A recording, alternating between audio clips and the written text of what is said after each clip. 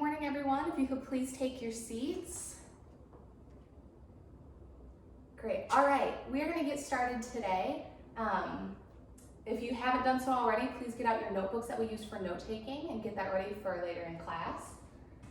We're going to start today with a little warm-up to get our minds thinking. I know it's been a long weekend, so we got to get our brains back into English mode. So we're going to start by answering this prompt. It says, blank is the best movie ever made because blank. So what I want you to do is I want you to think in your head really quickly about what your favorite movie is, what you think the best movie is, and then why it's the best movie in your opinion. So go ahead and think about that really quick. All right, now you've had a chance to think. I'd like you to share with your table partners. Just take just a second to share.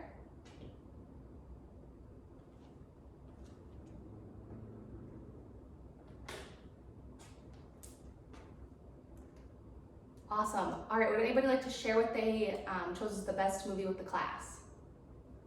Yeah, Tommy, go ahead. Yeah, that's a great example. So Tommy said Despicable Me is the best movie ever created because it makes you want to cheer for the villain. That's great. That's a good movie to think of. So today, the reason we've done this is because we're going to start working on our persuasive essays as our next unit.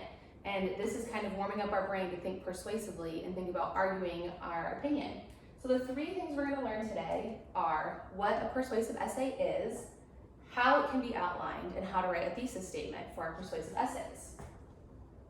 First, let's look at what a persuasive essay is. So go ahead, get your notebooks out, and you can take notes along with this PowerPoint so you have a guide to help you later when we're writing our papers. A persuasive essay uses logic and reason to show that one idea is more legitimate than the other. So when we're thinking about a persuasive essay compared to an informative essay like we covered last week, in an informative essay, we're just telling someone about something, giving them information. But in a persuasive essay, we're trying to argue a point. So the goal of our persuasive essay is to really make that person see what we're trying to convey to them, and we're also maybe trying to encourage them to take action. So an example of that would be if we're trying to get the school to stop using styrofoam trays in the cafeteria, we might argue why it's bad to use styrofoam, and then in turn we want people to take action and maybe start using plastic reusable trays. When we look at a persuasive paper outline, we'll see that it's really similar to our informative, except the content within the outline is what's going to make it different than an informative essay. So we're going to start with our introduction that's going to funnel into our thesis statement. Then we're going to have 3 body paragraphs with the core content of what we're talking about in our paper. And then we're going to wrap up the paper with a conclusion. So let's go ahead and look specifically at our persuasive thesis statement. So just like in our informative paper, our thesis statement is the main idea that we're talking about in our paper. And for a persuasive paper, it's looking at what we're arguing in the paper. And additionally, we're going to try to use 3 different reasons why we're arguing that stance. And then those 3 reasons are going to become the 3 body paragraphs in our paper. Something to keep in mind is we want all 3 of our reasons that we've listed to be in the same verb tense so that our thesis statement flows really smoothly. So if you look at the example I put up on the board, it says, recess is fun for students because they get to swing on the swing set, run around the playground, and play basketball. So with this sentence, you can see that all the verbs I chose stay in the same tense. We're not saying swinging on the swing set, play basketball, run around, or ran around. We're keeping it all the same so it is nice and cohesive. So let's look at an example of a persuasive thesis statement. This thesis statement says, hard serve ice cream is better than soft serve because it comes in more flavors, is less messy to eat, and is able to be purchased at the grocery store. So when we look at our persuasive thesis, first we're stating what we're arguing. In this thesis statement, we're arguing that hard serve ice cream is better than soft serve. Now, can anyone tell me by looking at this thesis statement what the 3 body paragraphs of this paper would be? Yeah, exactly. So the 3 statements are going to be that it comes in more flavors, it's less messy to eat, and you can purchase it at the grocery store. Now that we've talked about a thesis statement, let's try practicing a few together. So I have 3 examples. This is our first one. Go ahead and write where you've been taking notes in your notebook. Go ahead and write these out as well with me so that you have some examples to go back and look at. First, we're going to talk about the importance of recycling. So our main idea in this paper is going to be why recycling is important. So let's start our thesis statement that way. It is important to recycle because, now just like with the ice cream example, we are going to list our 3 main points. So what is a point that we could argue in why recycling is important? It's better for the environment? Yeah, that's a great example, but let's try to think of something really specific because we have to come up with 3 reasons. So maybe a little more specific in why recycling is better for the environment. It eliminates landfill waste, that's great. So it is important to recycle because it eliminates landfill waste. Awesome. What's another example of why recycling is important? We conserve natural resources. That's great.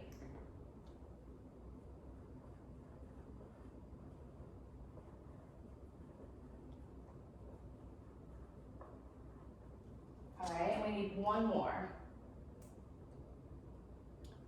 Global warming is decreased in speed. Yep. So let's read the sentence and add our last one. It is important to recycle because it eliminates landfill waste, conserves natural resources, and reduces the speed of global warming. Excellent. All right, good thesis statement. Let's try another one. So this topic is about patience, and it says, patience is the most challenging virtue to demonstrate. I think that's very, very true. I have a hard time being patient sometimes.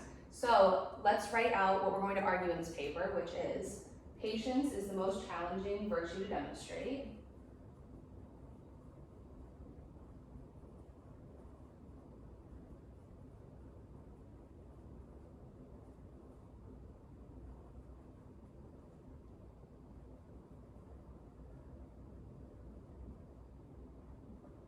Now, why is patience a hard virtue to demonstrate?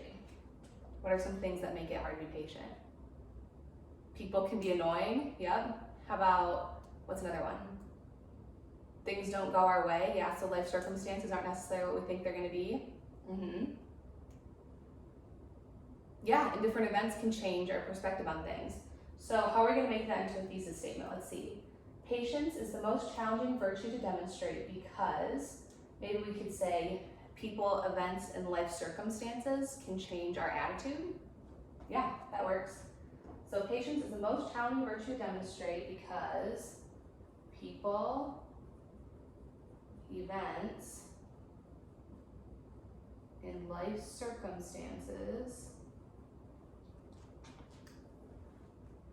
Let's try to make this a little bit more formal. So let's say, can quickly alter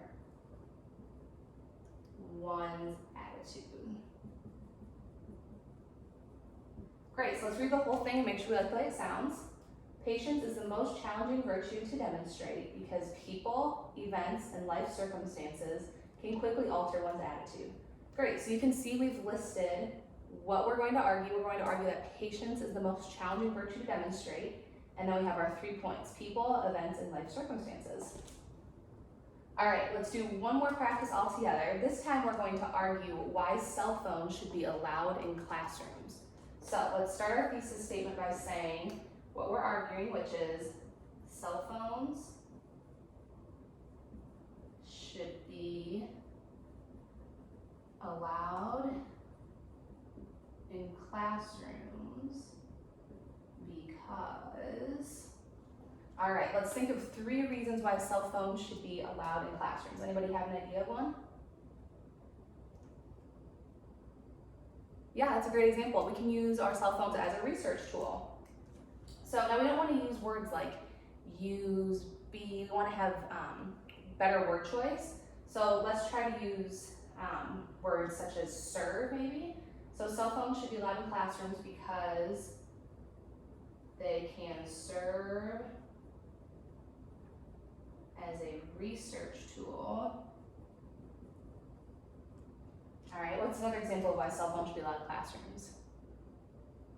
Communication, yeah, that's a great one. We want to be careful when we're talking about communication though, because we could also say that communication is a reason why we should not have cell phones in the classroom. So let's be really specific. Maybe cell phones allow for communication during, or not during, but in the classroom. Maybe it's an easy platform. So they can serve as a research tool, act as a platform,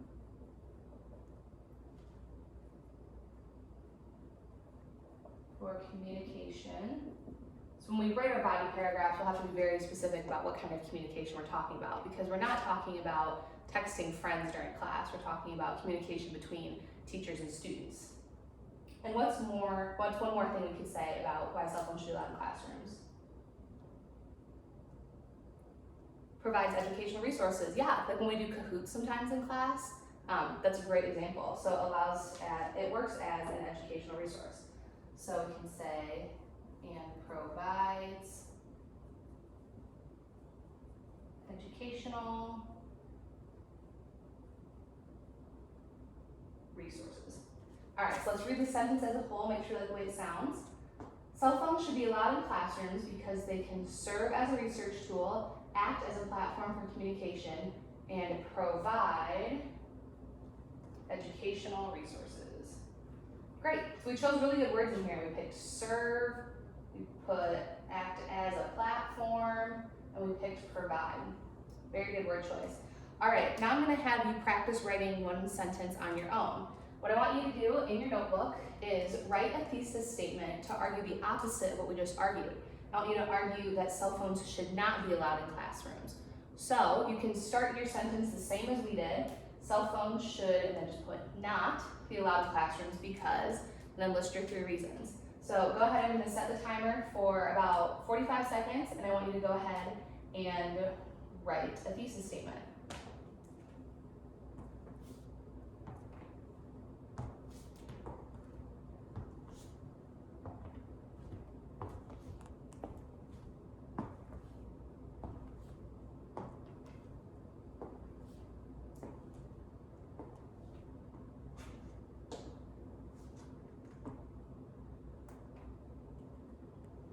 All right, looks like everybody's finishing up. We're gonna go ahead and share with our partners so we can check each other's work and make sure we're hitting our main thing we're arguing in our paper, as well as our 3 points. So we're gonna do just like we do when we do around the room partner sharing. So if you're facing me, you're gonna move clockwise, and if you're facing away from me, you're gonna move counterclockwise. So everybody go ahead and stand up and rotate once, and then share your thesis statement with your partner.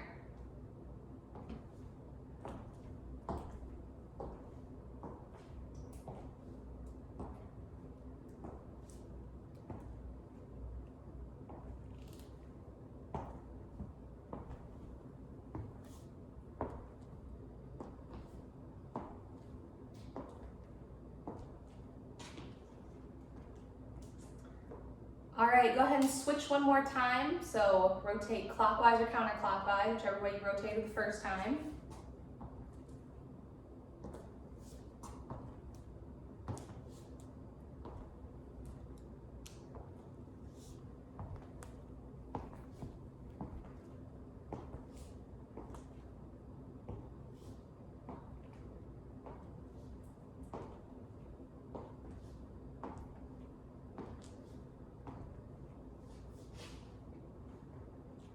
All right, great. I heard lots of awesome thesis statements that covered everything you're supposed to cover.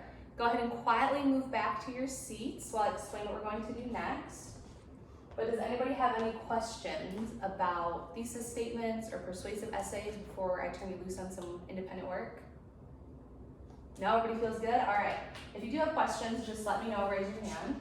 We are going to do some independent practice. So you should have picked up one of these persuasive thesis statement practice sheets on your way into class. If you missed it, it's okay. I will bring one around as we get started.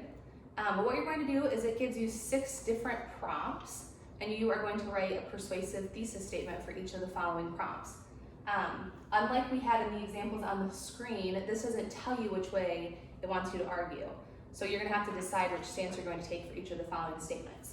So as an example, let's look at the first one to get you started.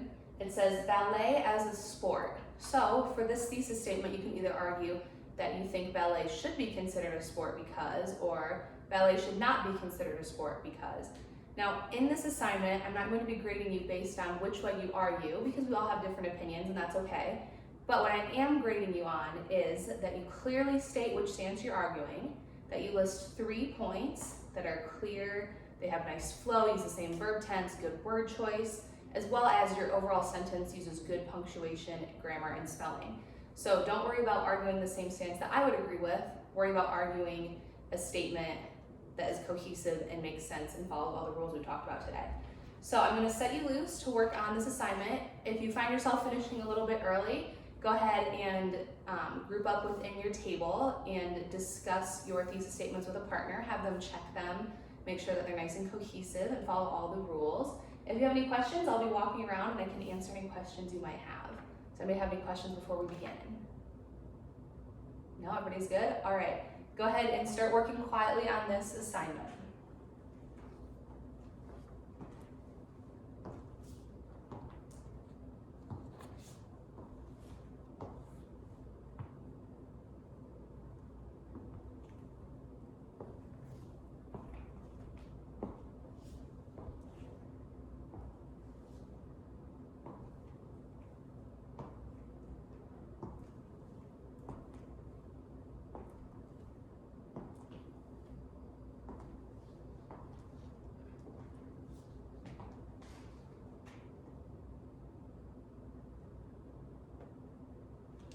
All right, we are almost out of time for class today, so if you could pause what you're working on. We're just going to review what we've learned today and discuss your homework for tonight. So today we've learned how to write a thesis statement for a persuasive essay, and tonight I would like you to continue practicing what we've learned in class. So yesterday's homework, you were required to create 4 topics to be used for a paper. And what I want you to do is I want you to take those 4 topics you used and create a thesis statement for each of those topics, and specifically a persuasive thesis statement. So you put all those topics in your Google Classroom file under the Google Doc that we had set up. What I'd like you to do is go ahead in that Google Doc, I want you to type your thesis statements right in there, and then you can submit your homework via that link. This assignment is due before class tomorrow, so please work on it tonight and get it submitted before we meet again for class. Before you leave, if you could place your thesis statement practice sheet on the front table, that way I can take a peek at them tonight on your way out the door, that would be great. Does anybody have any questions about the homework or what we've covered today in class? No? Okay, awesome. Oh, there's the bell. You may be dismissed. If you do have any questions, feel free to stop up here on your way out the door. Have a great afternoon.